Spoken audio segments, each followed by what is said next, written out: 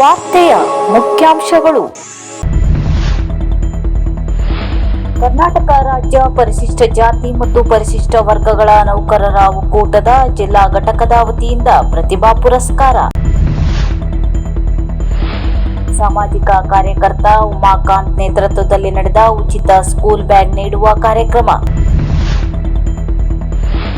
ಗ್ರಾಮೀಣ ಭಾಗದ ರಸ್ತೆ ಸುಧಾರಣೆಗಾಗಿ 2 ಕೋಟಿ ರೂಪಾಯಿ ಮಂಜೂರು ಮಾಡಿಸಿರುವ ಶಾಸಕ ಭೀಮಣ್ಣ ನಾಯ್ಕ್.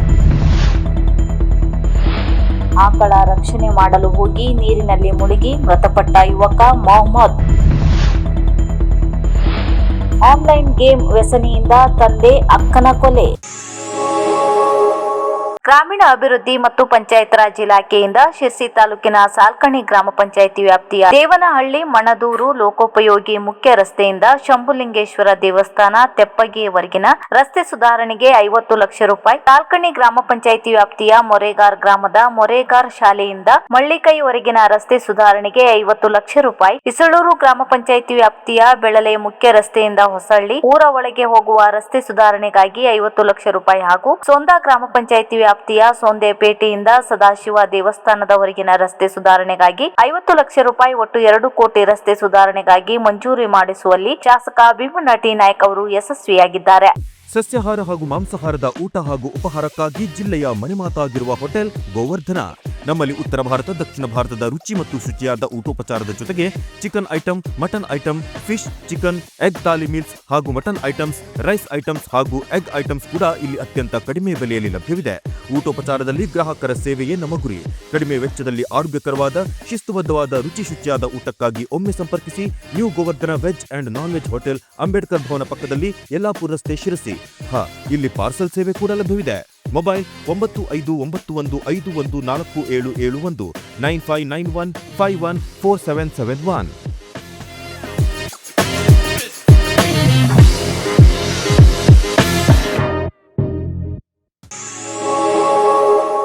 ಕರ್ನಾಟಕ ರಾಜ್ಯ ಪರಿಶಿಷ್ಟ ಜಾತಿ ಮತ್ತು ಪರಿಶಿಷ್ಟ ವರ್ಗಗಳ ನೌಕರರ ಒಕ್ಕೂಟದ ಜಿಲ್ಲಾ ಘಟಕದ ವತಿಯಿಂದ ಕಾರವಾರದಲ್ಲಿ ನಡೆದ ಪ್ರತಿಭಾ ಪುರಸ್ಕಾರ ಸಮಾರಂಭದಲ್ಲಿ ಎಸ್ಎಸ್ಎಲ್ಸಿ ಪರೀಕ್ಷೆಯಲ್ಲಿ ಅತಿ ಹೆಚ್ಚು ಅಂಕ ಪಡೆದ ಭಟ್ಕಳ ವಿದ್ಯಾರ್ಥಿನಿ ನಿಭಾ ನವೀನ್ ಬೋರ್ಕರ್ ಇವಳಿಗೆ ಸನ್ಮಾನಿಸಿ ಗೌರವಿಸಲಾಯಿತು. ನಿಭಾ ಮೂಲತಃ ಸಿದ್ದಾಪುರ ನಿವಾಸಿ ನಿಶಾ ಮತ್ತು ನವೀನ್ ಬೋರ್ಕರ್ ಅವರ ದಂಪತಿಯ ಪುತ್ರಿಯಾಗಿದ್ದಾಳೆ. ಆನ್ಲೈನ್ ಗೇಮ್ ಆಡದಂತೆ ವಿರೋಧ ಮಾಡಿದ್ದಕ್ಕೆ ಕೋಪದಿಂದ ಮಗ, ತಂದೆ ಅಕ್ಕನ ಕೊಲೆ ಮಾಡಿರುವ ಘಟನೆ ಗಂಗಾವತಿ ತಾಲೂಕಿನ ಹೊಸ ಅಯೋಧ್ಯೆ ಗ್ರಾಮದಲ್ಲಿ ನಡೆದಿದೆ. ನಿನ್ನೆ ರಾತ್ರಿ 18 ವರ್ಷದ ಸಾಯಿ ವೆಂಕಟ ಮಣಿದೀಪ್ ಎಂಬ ಯುವಕ ತನ್ನ ತಂದೆ ವೆಂಕಟ ನಾಯ್ಡು ಮತ್ತು 19 ವರ್ಷದ ಅಕ್ಕ ಪ್ರಗತಿ ಅವರನ್ನು ಚಾಕುವಿನಿಂದ ಇರಿದು ಕೊಲೆಗೈದಿದ್ದಾನೆ. ತಾಯಿ ಸೌಜನ್ಯ ಅವರ ಮೇಲೂ ಮಾರಣಾಂತಿಕ ಹಲ್ಲೆ ನಡೆಸಿದ್ದು, ಅವರು ಗಂಭೀರ ಗಾಯಗಳೊಂದಿಗೆ ಬಳ್ಳಾರಿ ವಿಮ್ಸ್ ಆಸ್ಪತ್ರೆಯಲ್ಲಿ ಚಿಕಿತ್ಸೆ ಪಡೆಯುತ್ತಿದ್ದಾರೆ. ಆರೋಪಿ ಸಾಯಿ ವೆಂಕಟ್ ಆನ್ಲೈನ್ ಗೇಮ್ ಆಡುತ್ತಿದ್ದನ್ನು ತಂದೆ ತಾಯಿ ವಿರೋಧಿಸಿದ್ದಕ್ಕೆ ವಾಗ್ವಾದವಾಗಿ ಮಲಗಿದ್ದ ಸಮಯದಲ್ಲಿ ಚಾಕು ತೆಗೆದುಕೊಂಡು ಹಲ್ಲೆ ನಡೆಸಿದ್ದಾನೆ ಎಂದು ಪೊಲೀಸ್ ಮೂಲಗಳು ತಿಳಿಸಿವೆ. ಪ್ರಗತಿ ಸ್ಥಳದಲ್ಲಿಯೇ ಮೃತಪಟ್ಟಿದ್ದಾಳೆ. ತಂದೆ ವೆಂಕಟ ನಾಯ್ಡು ಬಳ್ಳಾರಿ ಆಸ್ಪತ್ರೆಗೆ ದಾಖಲಿಸುವಾಗ ಸಾವಿಗೀಡಾಗಿದ್ದಾರೆ. ಗಾಯಗೊಂಡ ಸ್ಥಿತಿಯಲ್ಲಿದ್ದ ಆರೋಪಿಯನ್ನು ಪೊಲೀಸರು ವಶಪಡಿಸಿಕೊಂಡು ಆಸ್ಪತ್ರೆಯಲ್ಲಿ ಕಾವಲಿನಲ್ಲಿರಿಸಿದ್ದಾರೆ. ಆರೋಪಿಯ ಅಜ್ಜನ ದೂರಿನ ಮೇಲೆಗೆ ಗಂಗಾವತಿ ಗ್ರಾಮೀಣ ಪೊಲೀಸ್ ಠಾಣೆಯಲ್ಲಿ ಪ್ರಕರಣ ದಾಖಲಾಗಿದೆ. ಪೊಲೀಸರು ತನಿಖೆ ಮುಂದುವರೆಸಿದ್ದಾರೆ. ಈ ಘಟನೆಯಿಂದ ಸ್ಥಳೀಯರು ಆಘಾತಕ್ಕೊಳಗಾಗಿದ್ದು, ಕ್ಷುಲ್ಲಕ ಕಾರಣಕ್ಕೆ ಕುಟುಂಬದಲ್ಲಿ ನಡೆದ ಭೀಕರ ದುರಂತಕ್ಕೆ ಕಂಬನಿ ಮಿಡಿದಿದ್ದಾರೆ.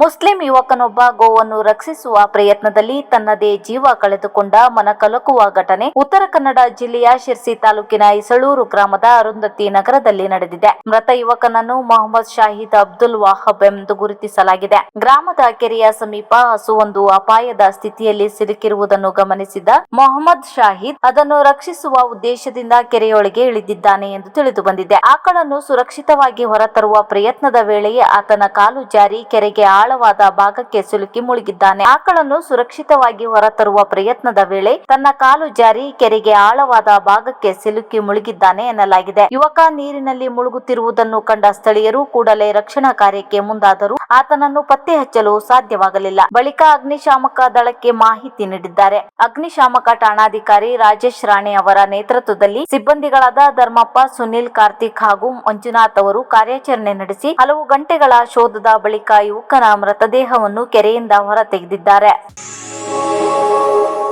ಶಿರ್ಸಿ ತಾಲೂಕಿನ ಬೆಳ್ಳನ್ಕೆರೆ ಗ್ರಾಮದಲ್ಲಿ ಸಾಮಾಜಿಕ ಕಾರ್ಯಕರ್ತ ಉಮಾಕಾಂತ್ ನೇತೃತ್ವದಲ್ಲಿ ನಡೆದ ಉಚಿತ ಸ್ಕೂಲ್ ಬ್ಯಾಗ್ ನೀಡುವ ಕಾರ್ಯಕ್ರಮ ಯಶಸ್ವಿಯಾಗಿ ನಡೆಯಿತು. ಮೊದಲನೇ ಹಂತದಲ್ಲಿ ಕಾಳಂಗಿ, ಹೊಸಕೊಪ್ಪ ಹಾಗೂ ಕುಪ್ಪಗಡ್ಡೆ ಗ್ರಾಮದ ಸುಮಾರು 200 ವಿದ್ಯಾರ್ಥಿಗಳಿಗೆ ಸ್ಕೂಲ್ ಬ್ಯಾಗ್ ವಿತರಣೆ ಮಾಡಲಾಯಿತು. ಸಾಮಾಜಿಕ ಕಾರ್ಯಕರ್ತ ಮುರಳಿ ಗುಡಿಗಾರ್ ಇವರು ಮಕ್ಕಳಿಗೆ ಬ್ಯಾಗ್ ನೀಡುವ ಮೂಲಕ ಕಾರ್ಯಕ್ರಮಕ್ಕೆ ಚಾಲನೆ ನೀಡಿದರು.